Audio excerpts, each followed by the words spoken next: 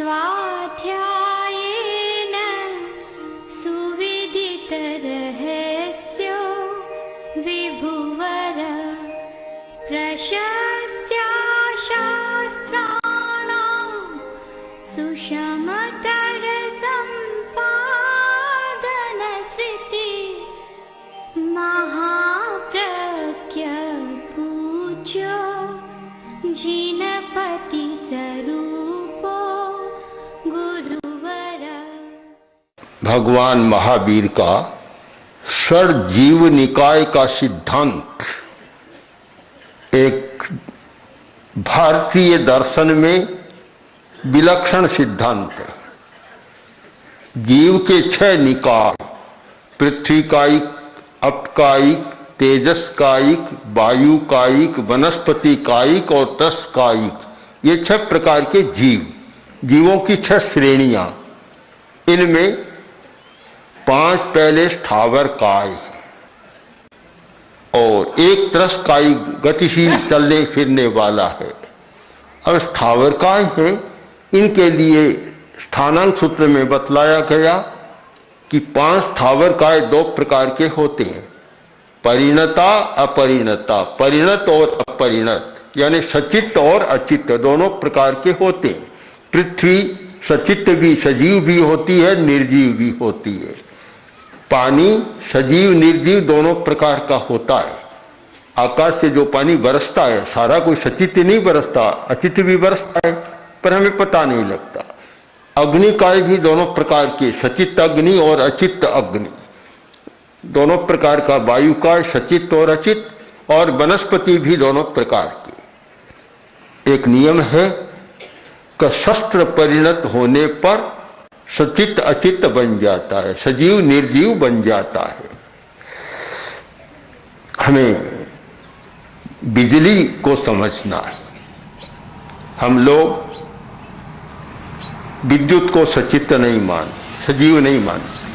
आज बिजली का प्रयोग बहुत होता है, इसलिए चिंतन चला। पूज्य गुरुदेव के शासन काल में चिंतन हुआ कि बिजली सजीव है या निर्जीव है। विदासर में पूज्य गुरुदेव विराज रहे थे, पहले भी चिंतन हुआ और 3 दिन तक हजारों व्यक्तियों के बीच हमारा चिंतन चला। पक्ष विपक्ष में सब तर्क आए, आखिर निर्णय हो गया कि बिजली सजीव नहीं है, बिजली ऊर्जा है, जीव नहीं ऊर्जा है एक। इस आधार पर विद्युत को निर्जीव माना गया, निर्जीव है। अब आधार क्या? आधार दोनों है।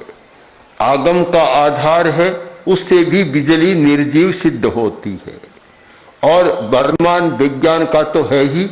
विज्ञान में तो एक इसको रासायनिक क्रिया माना है, अग्नि को भी जीव नहीं मानते, तो बना बिजली का तो प्रश्न ही क्या होता है। तो अब आगम के आधार पर विचार करें तो अग्नि अकट्ठो, तेजस काय के पुद्गल पूरे लोक में व्याप्त है। तेजस पुद्गल, तेजो वर्गणा, 8 वर्गणाओं में एक वर्गणा है तेजस वर्गणा, उसके पुद्गल पूरे लोक में व्याप्त है। अग्नि कैसे होती है और अग्नि कहाँ है, इस पर आगम में विचार किया गया तो बतलाया गया कि अग्नि, सजीव अग्नि तिर्यक लोक में ही हो सकती है। न ऊंचे लोक में अग्नि है और न नीचे लोक में अग्नि है। अग्नि नहीं, ऊर्जा है, उसको अग्नि कहते हैं, पर वास्तव में सचित्त अग्नि नहीं होती। सचित्त अग्नि केवल मनुष्य लोक यानी तीर्थ लोक में ही हो सकती है। तो प्रसंग होगा, नरक में तो बहुत तेज अग्नि है, नरक में तो ऐसी तेज अग्नि है जिसका सूत्र कृतांग सूत्र उत्तराध्ययन आदि में वर्णन मिलता है, बड़ा वर्णन है। और ऐसा बतलाया गया कि नरक की अग्नि में कोई नैरिक जीव है उसे निकाल कर और यहाँ की अग्नि में डाल दे तो समझेगा हिमालय में आ गया। इतनी भयंकर अग्नि का ताप है वहां पर, वह निर्जीव सजीव नहीं है, क्योंकि तिरछे लोक से नीचे सचित अग्नि होती नहीं है, निर्जीव अग्नि है। और इसीलिए सूत्र कृतांग सूत्र में कहा गया अग्नि अकट्ठो, बिना ईंधन की अग्नि, बिना काठ की अग्नि। अग्नि शब्द का प्रयोग किया गया है पर वास्तव में अग्नि कायिक जीव नहीं है। बिजली भी अग्नि कायिक जीव नहीं है। एक तेजोलस्या संपन्न मुनि है जिसे तेजोलब्धि प्राप्त है और कभी क्रोध में आकर वह उसका प्रयोग करता है, जैसे किया था भगवान महावीर जब यात्रा कर रहे थे, गौशालक उनके साथ था और एक सन्यासी जो पंचाग्नि ताप कर रहा था, वैश्यायन, छेड़छाड़ की उसने, तो क्रोध में आ गया और उसने तेजोलस्या का प्रयोग किया, शक्ति का प्रयोग किया, जलने की स्थिति आ गई, भस्म हो जाएगा। उस समय भगवान ने शीतल तेजोलस्या का प्रयोग कर उसको शांत कर दिया अग्नि को। और तेजोलब्धि की शक्ति ऐसी है कि अनेक प्रांत को वह भस्म कर सकती है। इतनी बड़ी शक्ति है, एक अणुबम से भी ज्यादा शक्तिशाली तेजोलब्धि का प्रयोग है, किंतु वह सारा पुद्गल है, अजीव नहीं है, निर्जीव अग्नि है। अब उसको अग्नि कह दो, आज की भाषा में विद्युत कह दो, निर्जीव अग्नि है। बिजली अग्नि नहीं है, इसका एक कारण तो यह है, भगवती सूत्र का एक नियम है कि न बिना वायुयेन अग्नि प्रज्वलई, वायु के बिना अग्नि जलती नहीं है। अग्नि को हमेशा ऑक्सीजन चाहिए। जब वायु नहीं मिलेगी अग्नि नहीं जलेगी, ऊर्जा तो होगी, अग्नि नहीं जलेगी। और जहाँ बिजली का प्रसंग है वहाँ वैक्यूम करना होता है, वायु का सारा निष्कासन, और वही जब कोई बाहर फ्यूज हो जाए, आ जाए, ऑक्सीजन मिल जाए तो आग का रूप भी ले सकती है। किंतु जहाँ तक ऊर्जा है वहाँ अग्नि नहीं है। सूर्य का ताप इतना भयंकर होता है, भयंकर ताप। और आज तो सूर्य ऊर्जा का प्रयोग भी होने लग गया, चूल्हा भी जलता है, रसोई भी बनती है और भी होता है। अब सारा निर्जीव अग्नि है, सजीव अग्नि नहीं है। विद्युत है, अग्नि नहीं है। सौर ऊर्जा चाहे कैसे ही हो ऊर्जा, तो ये तेजस परमाणु है, यानी तेजस वर्गणा के परमाणु है। और इसीलिए भगवती सूत्र में इनको अग्नि सदृश द्रव्य कहा है। अग्नि तुल्य द्रव्य है, अग्नि नहीं, अग्नि जैसा द्रव्य है, इसलिए इसका नाम अग्नि रखा गया। जयाचार्य ने भगवती की व्याख्या में कहा अग्नि सरिस द्रव्य, अग्नि सरी सरी, अग्नि जैसा द्रव्य है। तो ये अग्नि कायिक जीव नहीं है, विद्युत एक ऊर्जा का प्रवाह है। यह सारा निर्णय हो गया। इस निर्णय के आधार पर फिर यह घोषणा भी गुरुदेव ने कर दी कि बिजली हमारी दृष्टि में अचित्त है, निर्जीव है। शास्त्र के बहुत आधार, जिन आधारों पर यह सिद्ध होता है कि यह अग्नि कायिक जीव नहीं, मात्र ऊर्जा है, तेजस वर्गणा के पुद्गल हैं। पुद्गल है इसलिए निर्जीव है, तो हम अजीव मानते हैं। अब कुछ लोग जैनों में भी इसको सजीव मानते हैं। ये तो खैर अपना अपना विचार है। अगर कोई खोज न करे तो परंपरा से जो चलता है वह माना जाता है। इस विषय में हमने चिंतन किया, खोज की, सब अनुसंधान किया, सब प्रमाण ढूंढे और इतने प्रमाण उपलब्ध हो गए आगम के कि जिनके आधार पर यह स्थापना करने में कोई संकोच नहीं हुआ, कोई संदेह की ऐसे संशय में नहीं कि अभी है या नहीं है। एक निर्णय हो गया कि ये मात्र पुद्गल है, ऊर्जा है, एक शक्ति है, अग्नि कायिक जीव नहीं है। अब अपनी परंपरा होती है, कुछ लोग ध्यान नहीं देते, तो अब हाथ में घड़ी बंदी है तो भी कहते हैं कि सजीव है, घड़ी में बैटरी है तो भी सजीव है। बैटरी है क्या? एक ऊर्जा का स्पंदन ही तो है, एक रासायनिक स्पंदन, एक ऊर्जा का स्पंदन। एक ऊर्जा का स्पंदन है, वैज्ञानिक दृष्टि से विचार करें तो बैटरी मात्र ऊर्जा का एक स्पंदन होता है, रासायनिक क्रिया होती है और उससे वह जलता है। सारे जितने इलेक्ट्रॉन्स है सारे स्पंदन है और स्पंदन से होता है। अब जुगनू चमकता बहुत है, आग जैसा लगता है, पर आग तो नहीं है। हम औरों की बात छोड़ दें, हमारे शरीर में भी अग्नि है, अग्नि, पर वह सजीव नहीं है, निर्जीव अग्नि है। हमारे शरीर में ही पौद्गलिक अग्नि है। कोई भी आयुर्वेद को जानने वाला जानता है जठराग्नि। आप भोजन करते हैं, किससे पचता है? भोजन किससे पचता है? जठराग्नि से पचता है। हमारे जठर की यानी पेट की जो अग्नि है उससे हमारा भोजन पकता है। और जब कोई आदमी बीमार होता है तो वैद्य लोग तो कहते ही थे अग्निमांजम, अग्निमंद हो गई इसलिए पच नहीं रहा है। अग्नि तब तक ठीक रहे तब तक तो भोजन का पाचन होता है, अग्निमंद हो जाए तो भोजन का पाचन ही नहीं होता। तो हमारे शरीर में भी अग्नि है और विद्युत है। और क्या शरीर शास्त्र की दृष्टि से देखें तो हर कोशिका का अपना पावर हाउस है। बालोत्रा में तो पावर हाउस कोई एक दो होगा, पर हमारे शरीर में तो हर कोशिका, अरब अरबों कोशिकाएं हैं, हर कोशिका का अपना पावर हाउस है।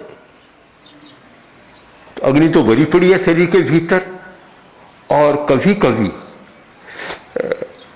अभी शरीर की ऐसी व्यवस्था है कि वह अग्नि विद्युत लीक नहीं होती, और किसी के हो जाए पूरे शरीर में जलन लग जाती है। ऐसे केस भी हमारे सामने आए प्रेक्षाध्यान शिविरों में कि जिसके वह कोई छिद्र हो गया, लीक हो गई, पूरा शरीर जैसे जलने लग जाता है। जलने नहीं लगता, ऐसे भी केस हुए कि व्यक्ति पूरा ही जल गया उस।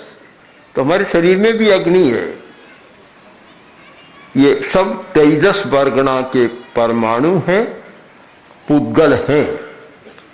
अब प्रश्न है कि माइक में, चाहे माइक हो, चाहे घड़ी हो, चाहे कोई भी हो, हम उसको बिजली को सचित सजीव नहीं मान सकते, आगमिक आधार पर सिद्ध नहीं किया जा सकता।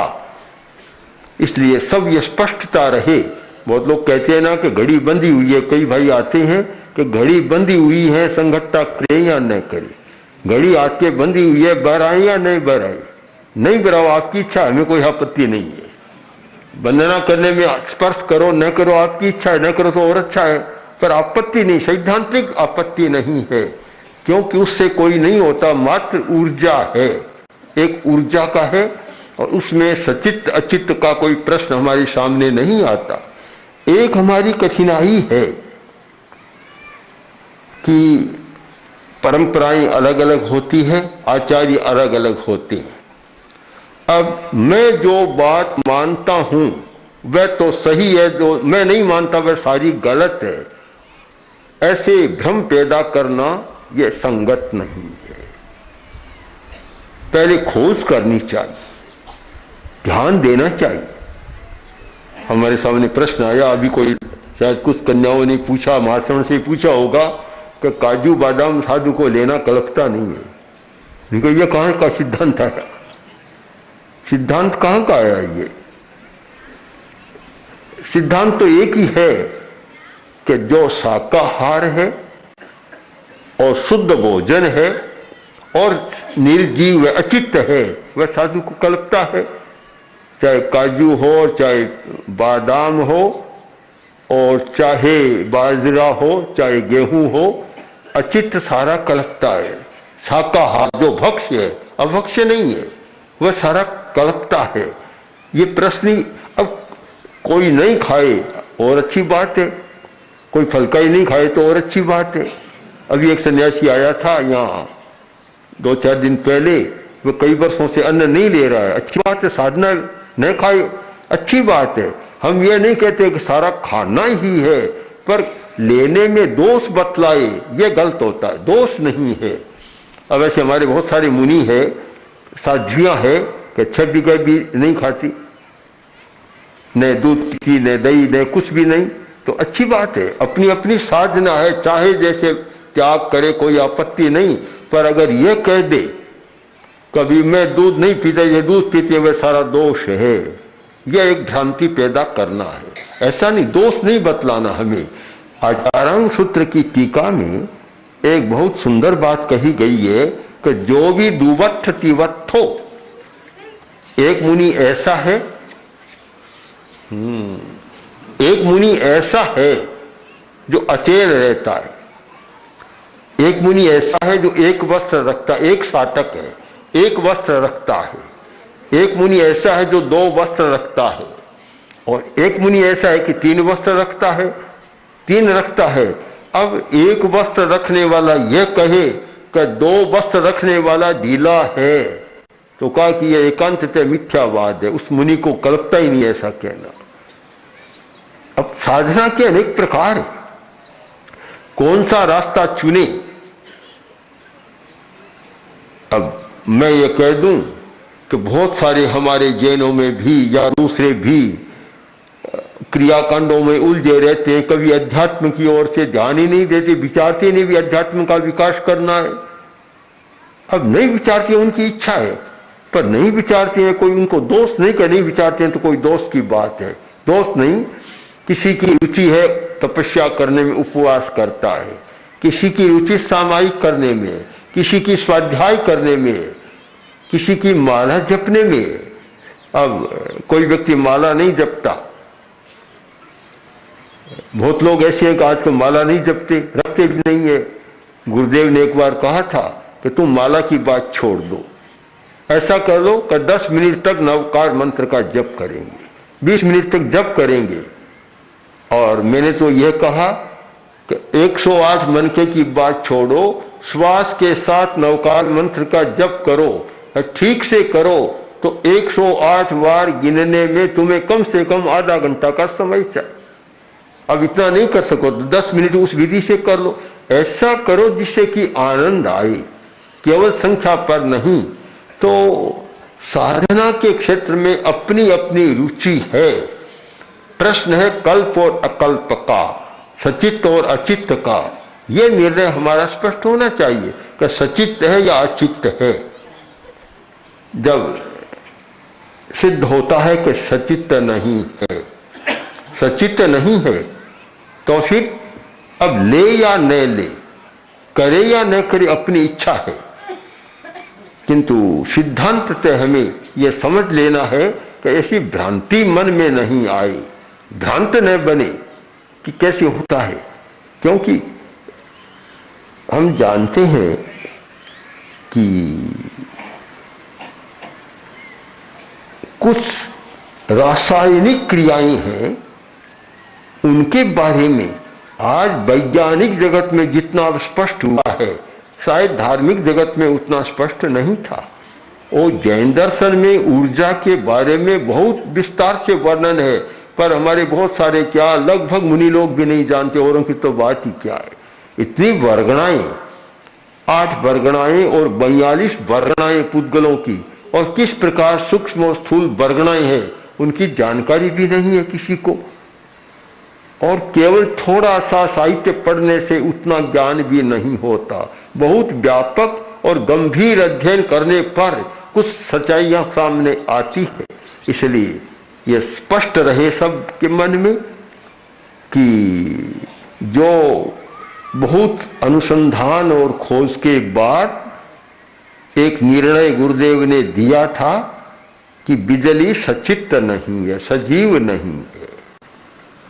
और बिजली सजीव नहीं है, इसलिए चाहे आप इलेक्ट्रॉनिक के उपकरण आपके पास हो, चाहे घड़ी हो, चाहे और कोई उपकरण हो, चाहे फोन, कोई चीज हो, तो वहाँ यह स्पष्ट हमारी धारणा है कि इसमें कोई हम दोष नहीं कर रहे हैं और कोई अग्निकायिक जीव की हिंसा नहीं हो रही है, ये अचित्त है। परंपरा की बात बड़ी विचित्र होती है। और मैं तो ये सोचता हूँ हमारे जैन विद्वानों को, जैन मुनियों को भी परंपरा के साथ साथ थोड़ा गंभीर अध्ययन और गंभीर रिसर्च, अनुसंधान की बात भी करनी चाहिए। जैन धर्म के इतने बड़े तत्व हैं, किंतु अनुसंधान के अभाव में हम कुछ बता नहीं सके। अब जैसे जैसे उन पर काम हो रहा है विदेशी विद्वानों में और यहाँ के विद्वानों में भी, जब बात रख रहे हैं तब उनको लग रहा है कि इतनी बड़ी सच्चाइयाँ हैं और अभी तक हमारे सामने नहीं आई। आवश्यकता है कि हम लोग थोड़ी दिशा बदलें और आज के वैज्ञानिक साधन, आगमिक साधन और अन्य दर्शन सबके तुलनात्मक अध्ययन के बाद कुछ ऐसे निष्कर्ष निकालें और ऐसी बात दें जो समाज के लिए, मानव जाति के लिए कल्याणकारी हो सके। केवल परंपरा के नाम पर कभी हम ये नहीं मानते, तुम्हारी इच्छा मत मानो, पर वह दूसरे के लिए प्रमाण नहीं हो सकता। मैं मानूं या नहीं मानूं अपनी इच्छा है, प्रमाण तो वही बात होगी जो युक्ति संगत, तर्क संगत और सिद्धांत पुरस्सर, जिसको प्रमाणित किया जा सके। अब परंपरा की बात तो अलग होती है। 2-3 कई युवक साथ में जा रहे थे, एक ने पूछ लिया कि भैया ये अंगरखा पहन रखा है, ये तो पुरानी फैशन है, आज कैसे? बोला मेरे कुल की परंपरा है। परंपरा सब जगह चलती है, धर्म में भी चलती है और समाज में भी चलती है और धारणा में। और परंपरा कोई बुरी बात भी नहीं है, पर परंपरा वही परंपरा जिसकी उपयोगिता, प्रामाणिकता सिद्ध हो, अन्यथा परंपरा भी एक मात्र बाधक बन जाती है। मेरे कुल की परंपरा है, कोई बात नहीं। फिर पूछ लिया कि आजकल तो ये दाढ़ी मूंछ मुंडाने की रिवाज है, तुमने दाढ़ी बढ़ा रखी है। बोला मेरे कुल की परंपरा है, कोई बात नहीं। फिर पूछ लिया तुम्हारी शादी हो गई कि नहीं हुई? क्यों? कि मेरे कुल की परंपरा है, न मेरे बाप ने शादी की थी, न मेरे दादा ने शादी की थी, हमारे कुल की परंपरा है। परंपरा में कितना विरोधाभास आ जाता है। कोई परंपरा की दुहाई विरोधाभास पैदा कर देती है। हमें परंपरा को सम्मान करना है, परंपरा को छोड़ना नहीं है, किंतु उसी परंपरा को चालू रखना है जिसका कोई अर्थ है, जिसकी कोई उपयोगिता है और जिसे हम प्रमाण के द्वारा प्रमाणित कर सके, सिद्ध कर सके। केवल एक रूढ़ी मात्र को परंपरा नहीं। बहुत बार ऐसा होता है कि पिता मर गया, अब पुत्र ने सोचा पिताजी, तो पिता रोज उठकर और आले के पास जाता था। पुत्र भी गया। अब क्यों जाता था इसका पता नहीं, पुत्र भी गया, रोज जाने लग गया। तो किसी ने पूछ लिया कभी आले के पास, भोजन के बाद इस आले के पास तुम क्यों जाते हो? कि मेरा पिता भी जाता था। उसने कहा रे मैं जानता हूं तेरे पिता तो इसलिए जाता था कि दांत में कोई छिद्र थे या तिनके पड़े रहते, जाकर दांत की सफाई करने इस आले के पास जाता था। तुम तो करते नहीं हो। कि ये मुझे मालूम नहीं, पिता जाता था इसलिए मैं जा रहा हूं। यह मात्र रूढ़ी अर्थहीन परंपरा बन जाती है। हम ध्यान दें, एक सार्थक परंपरा और एक अर्थहीन परंपरा। सार्थक परंपरा को चलाना बहुत जरूरी है, क्योंकि परंपरा के बिना कोई काम ही नहीं चलता, किंतु सार्थक होनी चाहिए। अर्थहीन परंपरा का भार ढोना कोई अच्छा नहीं होता। और दूसरी बात कि बहुत सारे सिद्धांत ऐसे हैं, आज विज्ञान के संदर्भ में उनकी समीक्षा करना बहुत जरूरी हो गया। कर्म का सिद्धांत, जीव का सिद्धांत इतने महत्वपूर्ण है। प्रश्न है सिद्धांत का, कि सिद्धांत तय क्या है, इस पर हमें विचार करना है। तो आज सिद्धांत की मैंने चर्चा की, परंपरा की नहीं। परंपरा आप क्या मानो नहीं मानो, आप जाने, आपका काम जाने, आपका धंधा, हमें कोई मतलब लेना देना नहीं। जहाँ सिद्धांत का प्रश्न है वहाँ है कभी हमें सिद्धांत की दृष्टि से विचार करें और सिद्धांत की दृष्टि से क्या सही और क्या गलत, इसका निर्णय हमें अवश्य करना चाहिए। ओम ओम श्री महाप्रज्ञ गुरवे नमः। ओम श्री महाप्रज्ञ गुरवे नमः।